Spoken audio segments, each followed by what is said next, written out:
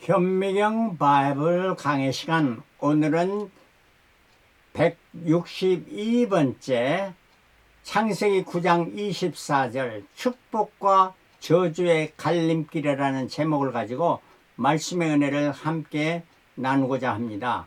창세기 8장에는 노아 홍수의 사건을 기록해 주며 그 마지막 부분에서 방주에서 나온 노아가 여호와를 위하여 단을 쌓고 정결한 짐승과 정결한 새를 취하여 번제로 단에 드렸더니 여호와께서 그 향기를 흠양하시고 다시는 사람으로 인하여 땅을 저주하지 않겠다고 작정하셨습니다. 그리고 무지개의 언약을 허락하셨습니다. 무지개가 구름 사이에 있으리니 내가 보고 나 하나님과 땅에 무릇 혈기 있는 모든 생물 사이에 된 영원한 언약을 기억하리라. 하나님께서 그 무지개를 보고 다시는 그렇게 멸하지 않겠다고 언약한 것을 기억하시겠다 하는 이런 말입니다. 그러니까 하나님이 언약을 우리에게 보여주신 것이 무지개라 하는 이런 말씀입니다. 그런데 그 후에 노아가 포도나무를 심고 포도 열매를 취하여서 포도주를 만들었습니다. 그리고 실수하여 이로 인해 아들들에게 축복과 저주가 갈리는 사건이 일어나게 된 것입니다. 이것은 오늘에 사는 우리에게 중요한 교훈을 말해주고 있습니다. 그 교훈이 무엇인가 살펴보며 우리가 말씀의 은혜를 함께 나누고자 합니다. 무지개의 언약, 이거는 하나님의 사랑의 표징입니다. 무지개의 언약은 하나님께서 다시는 홍수로 인간과 생물을 멸하지 않겠다는 하나님의 약속입니다.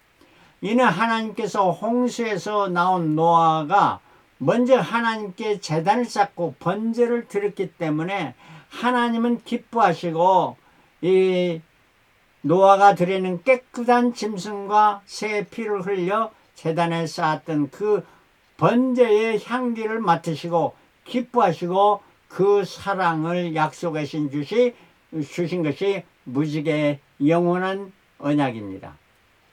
이 무지개의 언약은 고난 속에 하나님의 약속이 있다는 말입니다.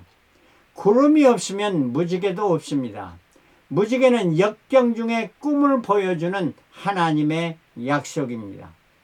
역경의 구름, 슬픔의 구름, 질병의 구름, 가난의 구름, 이러한 구름들이 있을 때 하나님의 약속은 분명히 보여지는 것입니다.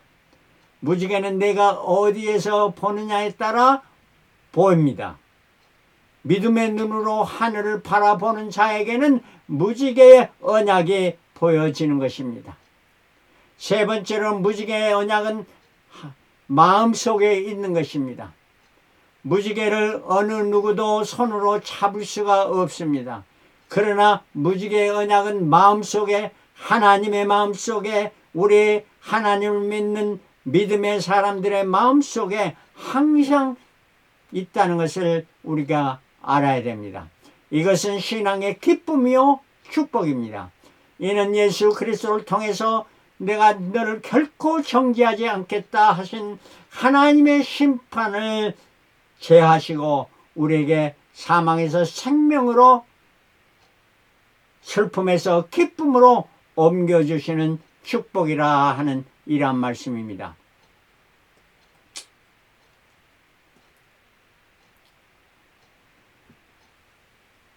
그래서 노아의 실수가 나타나는데 술을 취했습니다. 노아가 녹음을 하여 포도나무를 심었더니 포도주를 마시고 취하여 장막 안에서 벌거벗었다. 노아가 술에 취했다는 것입니다. 노아 홍수 이후에 노아는 포도나무를 심었더니 포도나무가 잘 되어서 그래서 포도주를 만들어서 마셨습니다. 포도주를 마시는 것이 잘못된 것이 아닙니다. 조금씩 마시는 것은 건강에도 좋습니다. 예수님께서 성만찬에 떡과 포도주를 드셨습니다. 바울 사도도 사랑하는 믿음의 아들 디모데에게, 건강이 좋지 않은 디모데에게 물만 마시지 말고 내 비유와 자주 나는 병을 인하여 포도주를 조금씩 쓰라. 디모데전서 5장 23절에 말씀해 줍니다. 그러나 성경은 술 취하지 말라고 에베소 5장 18절, 로마서 13장 13절에 말해 줍니다. 노아는 술을 마시고 취했습니다. 이것은 방심하였고 절제를 못하였다는 것입니다.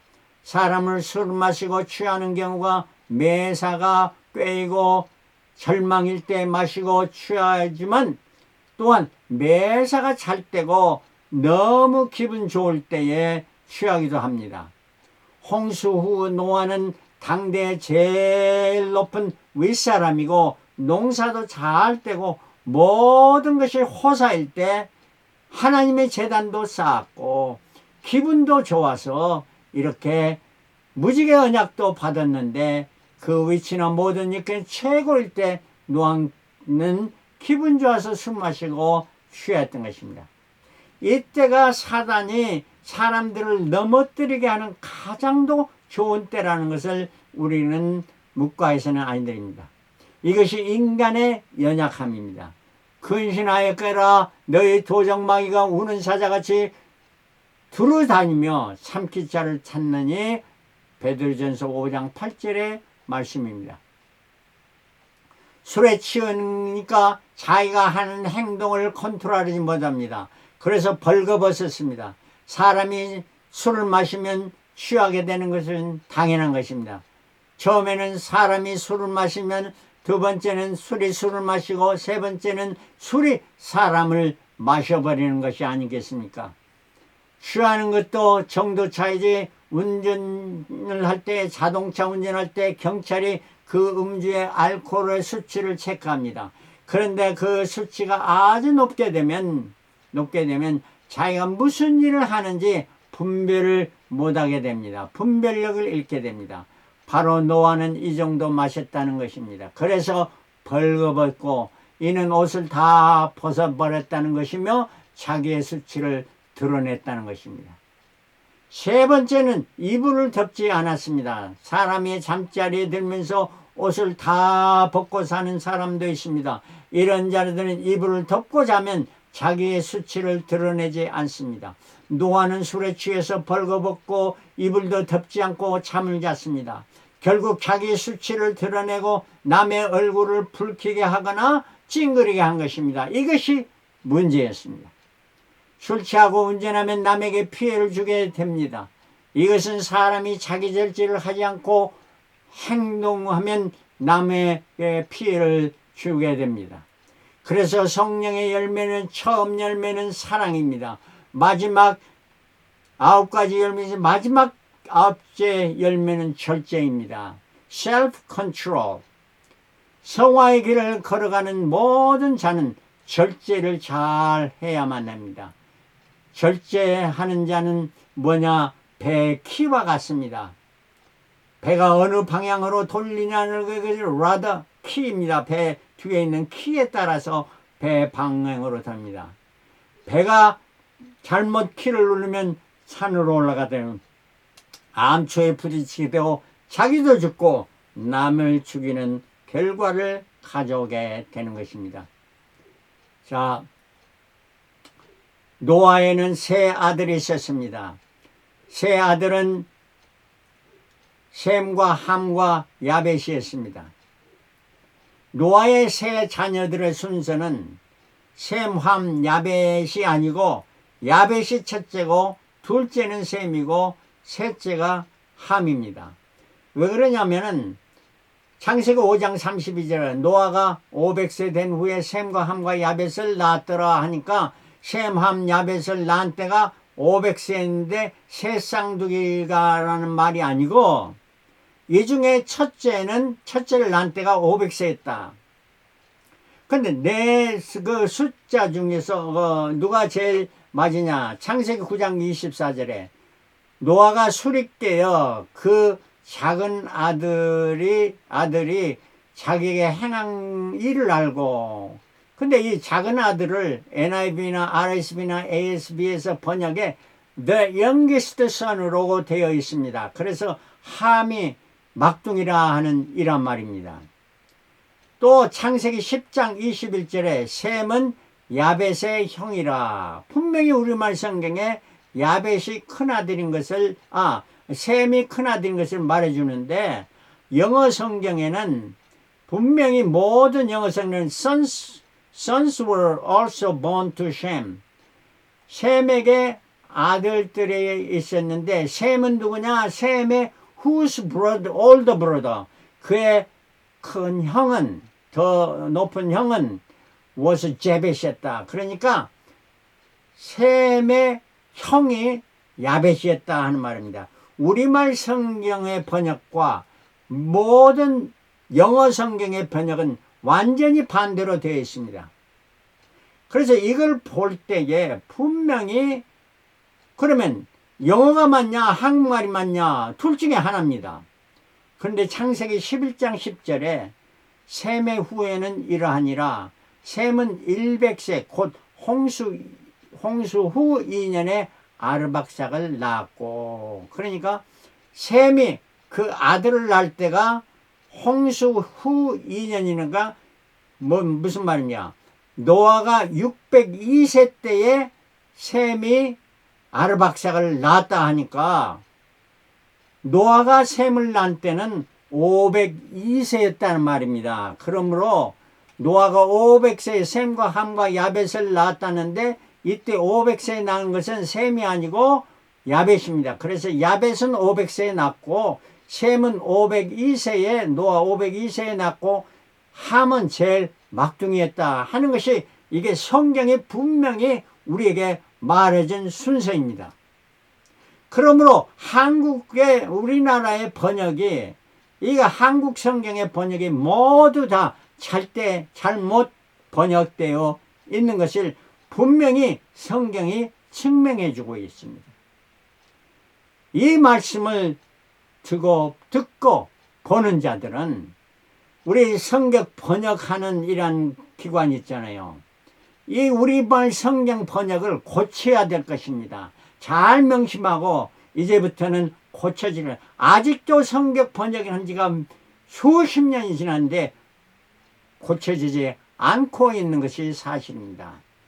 자, 이러한 것을 생각하면서 우리가 그 다음에 축복과 저주의 길, 축복의 길과 저주의 길, 창세기 9장 22절에 가나안 아비 함이 그 아비의 하체를 보고 밖으로 나가서 두 형제에게 고하매 셈과 야벳이 옷을 취하여 자기들의 어깨에 메고 뒷걸음질 쳐 들어가서 아비의 하체에 덮었으며 그들이 얼굴을 돌이키고 그 아비의 하체를 보지 아니하였더라. 그러니까 아비의 하체를 본 자는 누구였느냐? 함이었고, 막둥이. 그 함이 자기만 보았으면, 자기가 아버지 하체를 덮어줬으면 얼마나 좋겠습니까? 그러나 그러지 않고 그 아버지가 하체를 내놓고 술 취해서 잔다 하는 이런 말을 두 형제 셈과 야벳에게 말해주면, 야벳은 이들은 그 아비의 하체를 보려고 하지 않고 뒷걸음칠 쳐가지고 아비의 하체를 덮어주었다 하는 말입니다. 그래서 함은 아비 노아의 수치를 폭로한 자입니다. 셈과 야벳은 아비의 수치를 보지 않았고 덮어주었던 자라 하는 이런 말씀입니다. 창세기 9장 24절, 노아가 술에 깨어 그 작은 아들이 자기에게 행한 일을 알고, 그러니까 자기 아들 큰 막둥이가 자기에게 행한 일을 알고 이에 가로되 가나안은 저주를 봐라. 그 형제 종들의 종이 되기를 원하노라. 가나안이 그랬기 때문에 저주를 봐라. 왜 하나님은 함을 저주하자고 가나안을 저주했을까요? 여기에 대한 해석을 두 가지로 할 수 있는데, 아마도 가나안은 노아의 손자가 이 다니다가 할아버지 다니까 할아버지를 보고 아버지 함에게 이야기해서 함이 와서 그걸 보고 자기들의 형제들의 고발했다 하는 이런 말이 되겠습니다. 아니면은 이 노아가 함을 저주할 때 함을 저주하면 모든 함의 후손들이 다 저주받지 않습니까? 그러니까 그 특별히 가난 그 큰 아들을 낳을 때 그 함이 아들 자기도 이제 그 아들 가난을 낳고 자기도 이제 아버지가 되었을 때 그때 말해주니까 함이 낳은 모든 자손을 저주한 게 아니라 그 가난만 저주하고 나머지 자손은 저주를 하지 않으신 것이다. 이렇게 생각해 볼 수 있습니다. 26절에는 참 좋은 말씀인데 또 가로되 셈의 하나님 여호와를 찬송하리로다. 누구를 찬양해? 누구의 하나님? 셈의 하나님. 셈이 둘째입니다. 둘째의 하나님 여호와를 찬송하리로. 셈, 함, 야벳 중에 누가 제일 축복을 받았느냐? 분명히 셈입니다. 왜? 하나님이 셈의 하나님이 되어주시고 그 하나님을 찬송하라 이렇게 말해주고 있지 않습니까? 하나님이 저와 여러분들의 하나님이 되면 모든 축복을 제쳐놓고 그것이 최고의 축복입니다. 천지를 창조하시고 우리를 구속하신 우리 주 예수 그리스도가 나의 하나님이 되는 것, 이 축복보다 더 큰 축복은 없는 것입니다. 그래서 가나안은 셈의 종이 되고 하나님이 또 야벳을 창대케 하사 야벳을 창대케 하다 아주 그냥 유명하고 좋게 만들어서 셈의 장막에 거하게 하시고 셈의 장막에 거하게 하시고 야벳이 셈의 집에 거하게 됐다 하는 이런 말입니다. 그러니까 누가 제일 축복의 대상입니까? 셈이죠. 야벳은 둘째입니다. 창대케 하는 축복을 받는 것이 야벳입니다. 오늘날의 야벳의 후손은 유로피안입니다. 그리고 셈의 후손 에이시안입니다. 그리고 함의 후손들은 아프리칸입니다. 이렇게 하나님께서 축복과 저주의 갈림길을 저들의 행동에 따라서 이루어진 것을 볼 수가 있습니다. 노아 홍수로 인한 축복은 노아, 그 다음에 셈, 아르박삭, 셀라, 사드, 5대 때 에벨이 됩니다. 셈의 후손을 통해서. 에벨이 있는데 에벨이 두 아들을 낳습니다. 벨렉과 욕단을 낳습니다. 벨렉과 욕단을 낳는데 6번째에 6대째 벨렉 때에 땅이 나누었다. 성경은 분명히 말해줍니다. 그리고 욕단은 어떻게 했는가? 다음 주에 우리 생각해 보도록 하겠습니다. 벨렉과 욕단, 굉장히 중요한 사실을 말씀해주고 있는 것입니다. 그래서 에벨의 후손, 벨렉의 후손을 통해서 아브라함이 낳고 이삭과 야곱을 가지고 그 후에 이 후손을 통해서 모세가 이루어집니다. 모세도 아론과 모세와 미리암 이 셋이 있는데 둘째였습니다. 이 모세를 통해서 이스라엘이 구원받고 가나안 땅을 향해서 출애굽했던 이러한 사건을 말해줍니다. 우리가 어떠한 상황에서 어떤 위치에서 무엇을 어떻게 했느냐에 따라서 축복과 저주의 길이 갈리게 되는 것을 볼 수가 있습니다. 여러분이 축복과 저주의 길을 어떻게 걸으시렵니까? 정말 하나님을 섬기며 하나님을 의지하며 하나님의 편에 서서 하나님을 대변하여 하나님의 영광을 드러내며 하나님을 전파하는, 예수 그리스도를 전파하는 이러한 자가 되어서 축복의 후손들이 되시기를 그리스도로 축원합니다. 할렐루야. 아멘.